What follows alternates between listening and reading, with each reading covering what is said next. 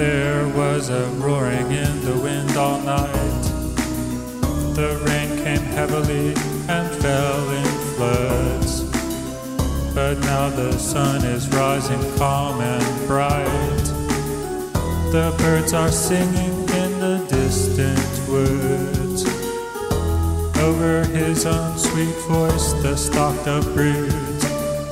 The jay makes answer as the magpie chatters, and as all the air is filled with pleasant noise of waters. All things that love the sun are out of doors. The sky rejoices in the morning's birth. The grass is bright with raindrops on the moors. The hare is running races in her mirth, and with her feet she from the plashy earth raises a mist that glittering in the sun runs with her all the way wherever she doth run. I was a traveler then upon the moor.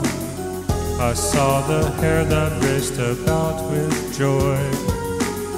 I heard the woods and distant waters roar, or heard them not as happy as a boy. The pleasant season did my heart employ. The pleasant season did my heart employ. My old remembrances went away from me wholly, and all the ways of men so vain and melancholy. But as it sometimes chanceth from the might of joy in minds that can no further go, as height as we have mounted in delight, in our dejection do we sink as low. To me that morning did it happen so, and fears and fancies thick upon me came. Dim sadness and blind thoughts I knew not nor could name. I heard the skylark warbling in the sky, and I bethought me of the playful hare. Even such as happy child of earth I am. Even as these blissful creatures do I fare. Far from the world I walk and off from all care. But there may come another day to me. Solitude, pain of heart, distress and poverty. My whole life have I lived in pleasant thought, as if life's business were a summer mood, as if all needful things would come unsought, to genial faith still rich in genial good. But how can he expect others should build for him, so for him and at his call? Love him who for himself will take no heed at all. I thought of chapter 10, the marvelous boy, the sleepless soul that perished in his pride, of him who walked in glory and in joy, following his plow along the mountainside. By our own spirits are we deified. We poets in our youth begin in gladness, but therefore cometh the end, despondency and madness. Now whether it were by peculiar grace, a leading from above as something given, yet it befell in this lonely place, when I with these untoward thoughts had striven, beside a pool bare to the eye of heaven, I saw a man before me unawares, the oldest man he seemed that ever wore gray hairs. As a huge stone is sometimes seen to lie perched on the hilltop of an eminence. Wonder to all who do the same aspire. By what it means could thither come and whence, to that it seems a thing in dubious sense, like a sea beast crawleth forth that on a shelf of rock or sand reposeth there to sun itself. Such seemed this man, not all alive or dead, not nor soul asleep in his extreme and old age.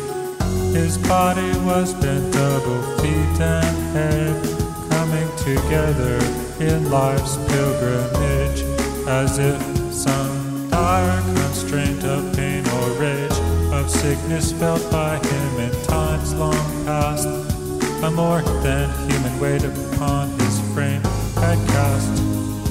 Himself he propped, limbs, body, and pale face, upon a long grey staff of shaven wood, and still as I drew near with gentle pace, upon the margin of that moorish flood, motionless as a cloud, the old man stood, that heareth not the loud winds when they call, and moveth altogether if it move at all. At length himself unsettling he the pond, stirred with his staff and fixedly did look upon the muddy water which he conned, as if he had been reading in a book. And now a stranger's privilege I took, and drawing to his side to him did say, this morning gives us promise of a glorious day. A gentle answer did the old man make, in courteous speech with forth he slowly drew, and him with further words I thus bespake, what occupation do you there pursue? This is a lonesome place for one like you. Ere he replied, a flash of mild surprise broke from the sable orbs of his yet vivid eyes. His words came feebly from a feeble chest, but each in solemn order followed each, with something of a lofty utterance dressed, choice word and measured phrase, above the reach of ordinary men a stately speech, such as grave livers do in Scotland use, religious men who give to God and man their dues. He told that to these waters he had come, to gather leeches being old and poor, employment hazardous and wearisome, and he had many hardships to endure.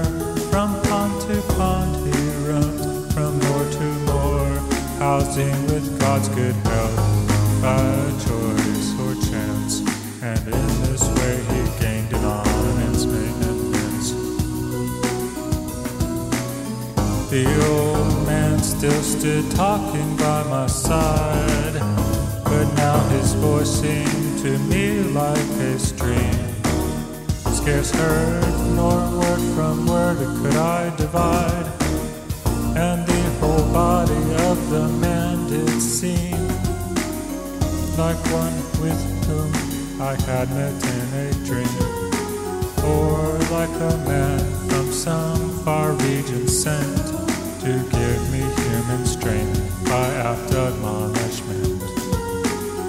My former thoughts return the fear that kills, and hope that is unwilling to be fed. Cold pain and labor and all fleshy ills, and mighty poets in their misery dead. Perplexed and longing to be comforted. My question eagerly did I renew. How is it that you live and what is it you do? He with a smile did let his words repeat, and then said, gathering leeches far and wide, he traveled stirring thus about his feet the waters of the pools where they abide. Once I could meet with them on every side, but they have dwindled long by slow decay.